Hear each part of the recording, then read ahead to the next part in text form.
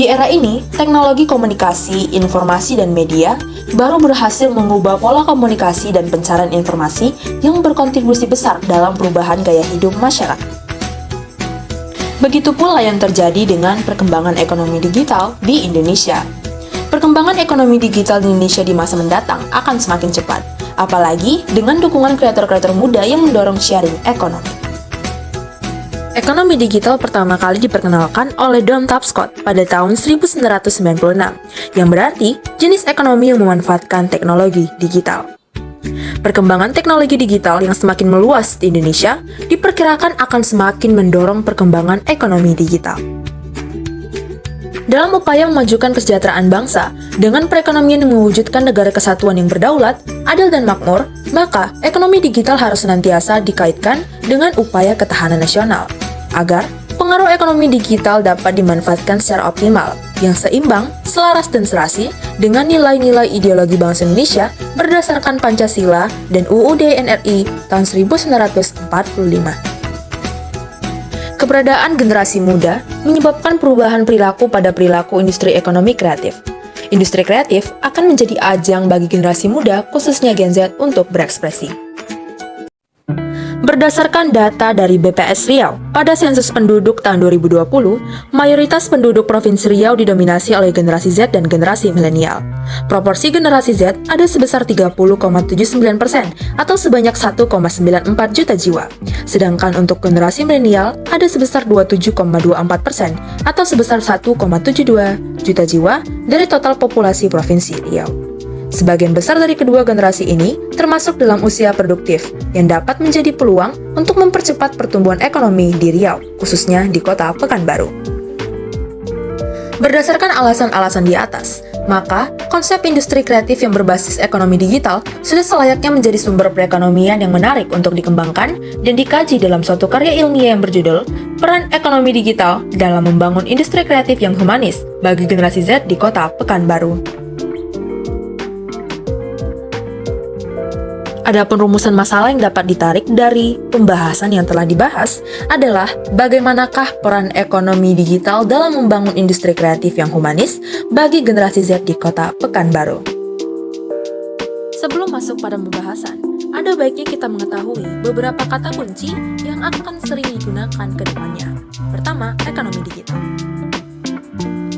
Department for Culture, Media and Sport, Pemerintah United Kingdom mengartikan ekonomi kreatif sebagai as those industries which their origin and individual creativity, skill and talent, and which have a potential for wealth and job creation through the generation and exploration of intellectual property and content.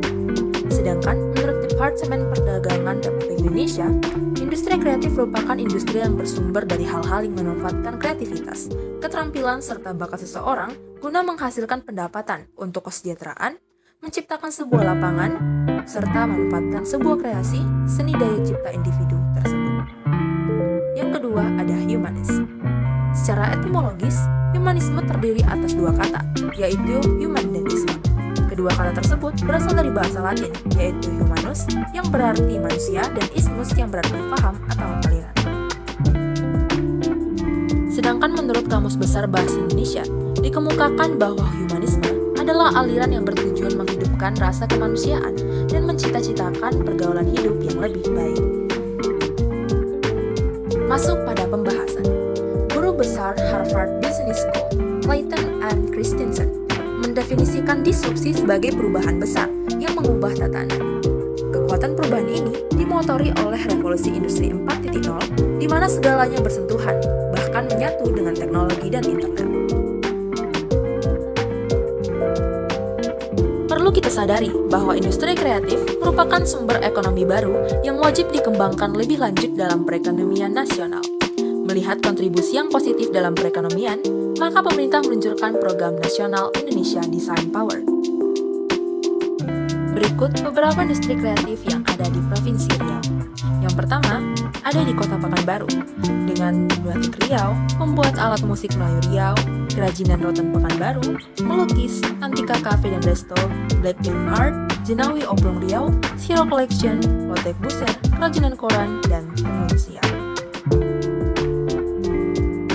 Selanjutnya beralih pada Kabupaten Bengkalis. Memiliki Lempuk Durian, Terasi Meskom, Sakrala Nafiri, dan Dodol Gerendong.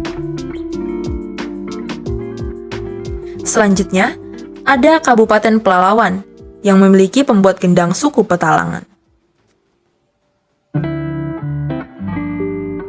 Yang terakhir terdapat di Kepulauan Meranti yang memiliki kopi luwak dari Curug Riau, Latifah Cafe dan Resto, beserta kue putu piring. Terdapat 4 faktor strategis dalam pengembangan dan perkembangan ekonomi digital, yaitu yang pertama, faktor kekuatan, kedua, faktor kelemahan, ketiga, faktor peluang, dan yang terakhir adalah faktor ancaman. Faktor kekuatan dan kelemahan diidentifikasi dari analisis lingkungan internal pihak-pihak yang terlibat di dalam pengembangan ekonomi digital, di mana kekuatan merupakan hal-hal positif dari lingkungan internal, sedangkan kelemahan merupakan hal-hal negatif dari lingkungan internal yang dapat dan telah melemahkan proses pengembangan dan perkembangan ekonomi digital ke depannya. 1. Merujuk pada faktor kekuatan. Di samping berkembang menjadi sebuah metropolitan Pekansikawan, Pekanbaru juga tumbuh menjadi salah satu pusat kegiatan nasional dan memberi pengaruh positif terhadap pertumbuhan ekonomi regional, khususnya wilayah Sumatera.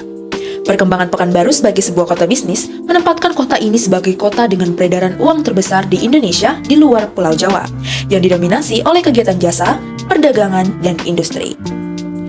Perlu wadah bagi generasi Z di Pekanbaru untuk mendapatkan wadah berupa pendidikan informal yang mempunyai peran besar dalam dunia kreatif.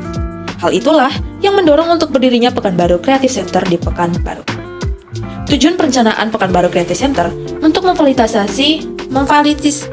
Tujuan perencanaan Pekanbaru Creative Center ini memfasilitasi untuk pengembangan 6 sektor industri kreatif, yaitu dalam bidang fashion, kerajinan tangan, musik dan seni pertunjukan, fotografi dan videografi, percetakan, dan animasi. Sasaran pada bangunan ini adalah seluruh pelaku penggiat industri kreatif, terutama yang memiliki kreativitas dan integritas yang tinggi. 2. Faktor peluang. Terdapatnya kerjasama bidang teknologi antara pemerintah Kota Pekanbaru dengan beberapa perusahaan digital seperti Grab bersama Mtek dan Bukalapak memiliki komitmen bersama untuk menjangkau lebih banyak lagi para pelaku UMKM maupun para pedagang di pasar tradisional agar merasakan manfaat kehadiran dari ekonomi digital, terutama di kota-kota kecil melalui program Kota Masa Depan. Dengan adanya peluang tersebut, menjadikan pemerataan UMKM yang berbasis digital, sehingga pelatihan berbasis teknologi digital juga dapat diberikan oleh beberapa perusahaan tersebut, dan menyasar hingga ke akar rumput khususnya bagi generasi. 3. Peran pemerintah Kota Pekanbaru. Perlu upaya dari pemerintah Kota Pekanbaru dalam mengoptimalkan kemampuan organisasi untuk mengembangkan usaha industri kreatif dan mengoptimalkan kemampuan manajemen untuk mengelola usaha industri kreatif. Kegiatan ini dilakukan dengan cara para generasi Z mendapatkan pelatihan pendampingan, bimbingan teknis, dan pengembangan sumber daya manusia. Hal ini perlu digunakan guna menangani persoalan yang berhubungan dengan manajemen usaha, pemasaran online maupun offline, teknik produksi, standar produksi, dan pengurusan hak kekayaan intelektual. 4. Kerjasama dengan berbagai pihak. Para pelaku bisnis dapat menggandeng para influencer, mengembangkan berbagai aplikasi marketing, sehingga jangkauan pemasaran produk industri kreatif ini bukan hanya berskala lokal, tetapi nasional, bahkan internasional. 5. Pertumbuhan iklim usaha yang kondusif. Investasi sangat dibutuhkan untuk sebuah iklim bisnis yang baik. Semakin baik iklim bisnis di Kota Pekanbaru, maka akan semakin meningkat juga investor yang masuk.